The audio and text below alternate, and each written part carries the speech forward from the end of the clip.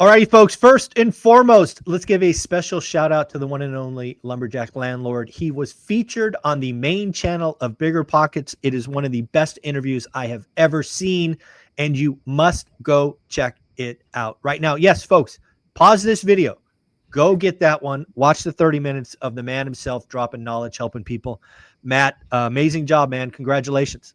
I appreciate it, guys. I mean, just like everything else, you guys do it first, and then I do it last.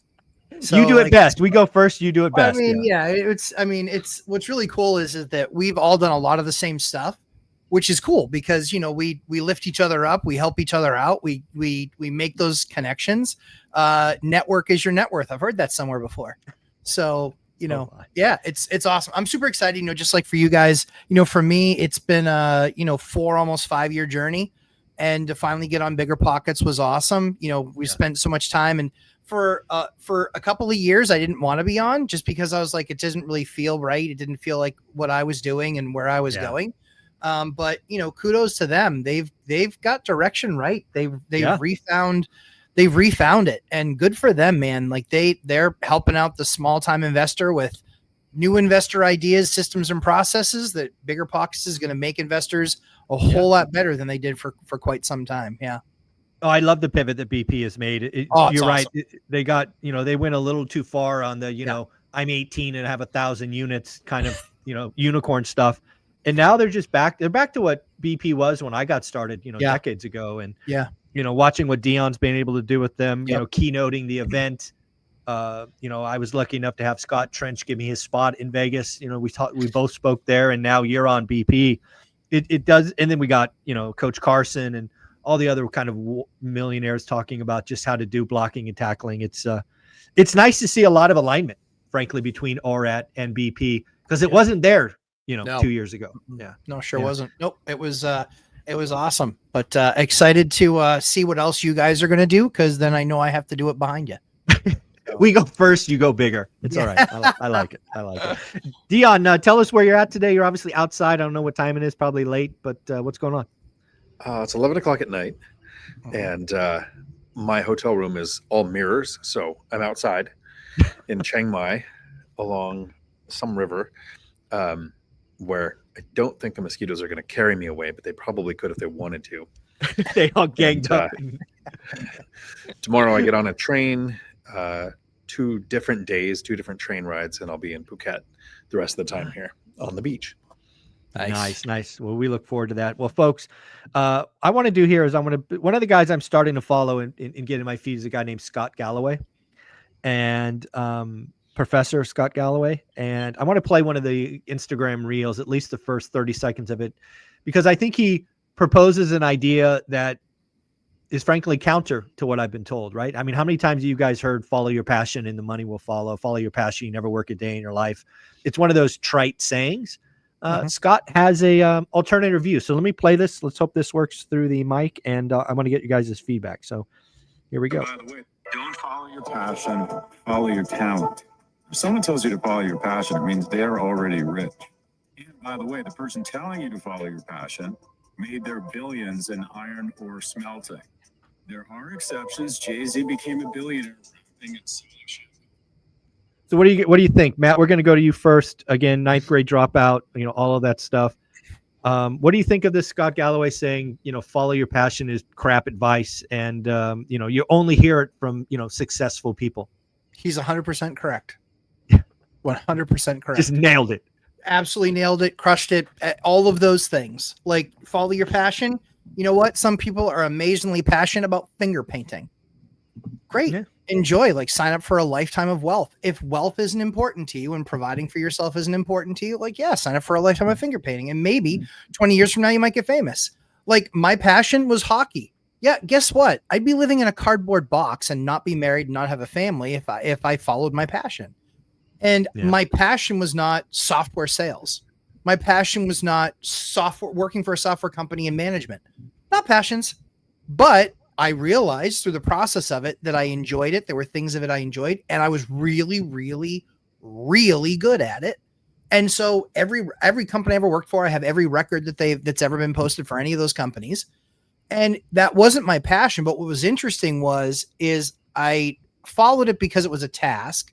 Then I looked at it and said, okay, I think I know how to get really good at this. And then naturally just some things happen where it's like, wow, I'm identifying things here that I can get passionate about.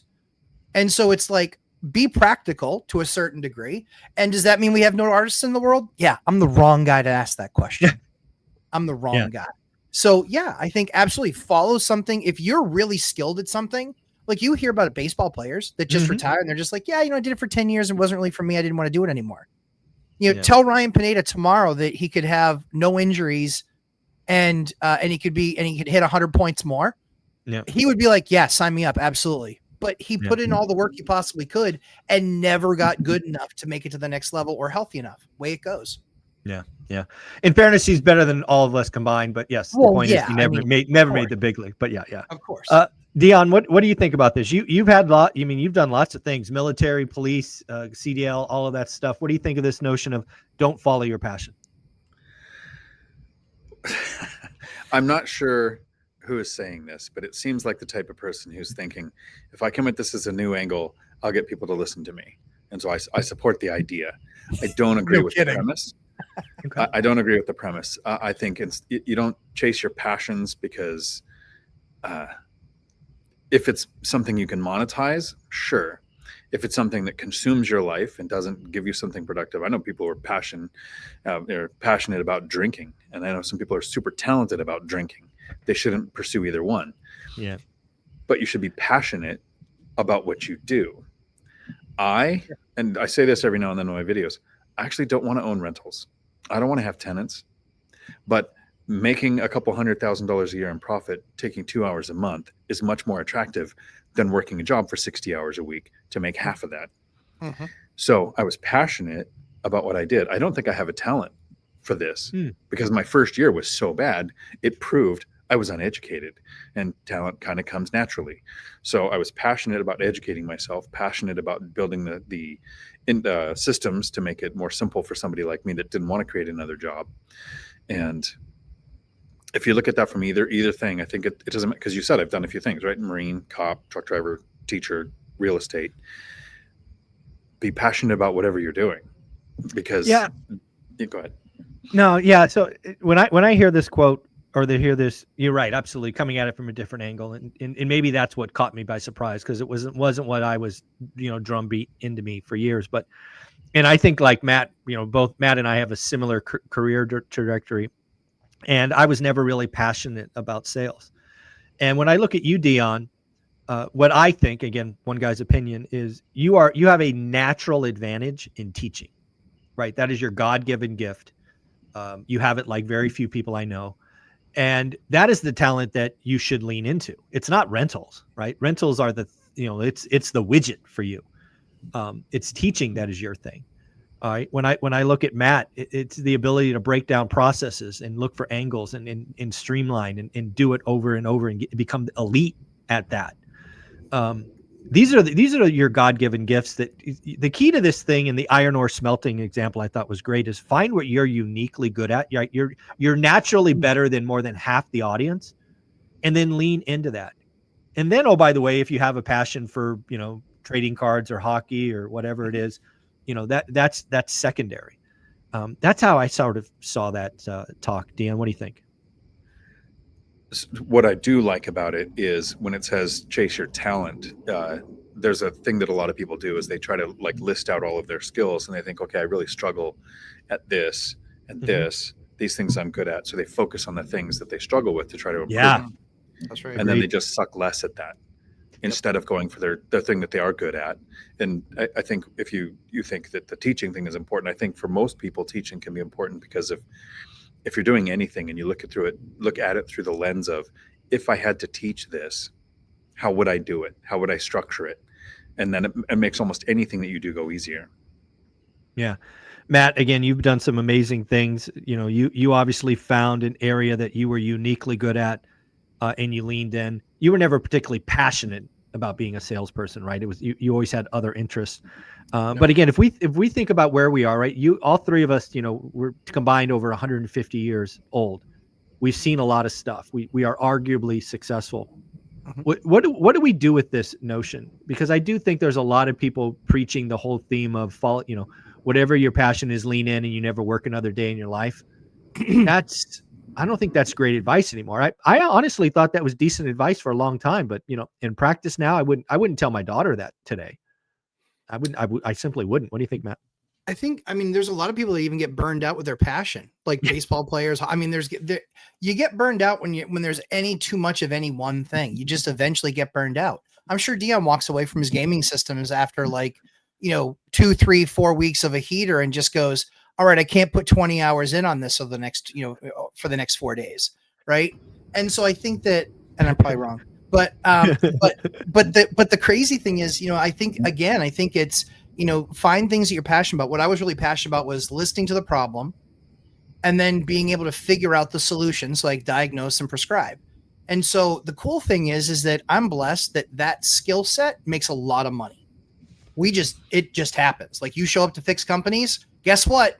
They're ready to pay you a ton of money because you're fixing usually an 8-figure or a 9-figure problem. Right. And so what's really cool about that, when it translates into little things in life, so some of the greatest hitters of all time are horrible batting coaches. Yes. Check. It was, yeah. I suck at teaching. I absolutely am horrible at it. All I can give you is example of here's what I did. And then you take the pieces from that are valuable to you that helped shift something for you. I can't break something down like Dion can and go, this is how I'm going to have to teach this. That's where his excellence is. And the good news is that someday he's going to make a lot more money from teaching than he will his rentals. And then we'll get to make fun of him. Yeah, exactly. And then he'll sell all of his rentals. But that's the thing is, I think people need to recognize that the first 5 years in this, no one feels skilled. No one feels equipped. No one feels prepared. It's all of these things. So when they go into it, they might be passionate about it, and that might get them through the first little bit, but passion without a plan is nothing. It's nothing. Your passion will fade quickly. I've seen so many people jump into the game and buy the big course and spend all the big money. And then 6 months or a year later, they still have no results. And they're like, what happened? And the other piece that you have that's so valuable is school, getting people that are involved in the same endeavor, working around each other, supporting each other, giving each other creative ideas. This might work for your market. This might not. It's about being surrounded by it and immersing yourself in it. And if you do those things in 5 years, there's no doubt in my mind that you'll be successful no matter what period in time you started buying. Love it. Well, let's bring this home. Dion, you've done lots of amazing things. You are the teacher among us. What would you as a teacher, have a room full of virtual world out there? What's the message to the younger folks today on follow your passion or not? What would you want to impart to them? What do you want them thinking about? Well, it's a good thing that I'm retired now, because I think Matt gave me a new challenge to figure out if there's a limit to how much gaming I can handle.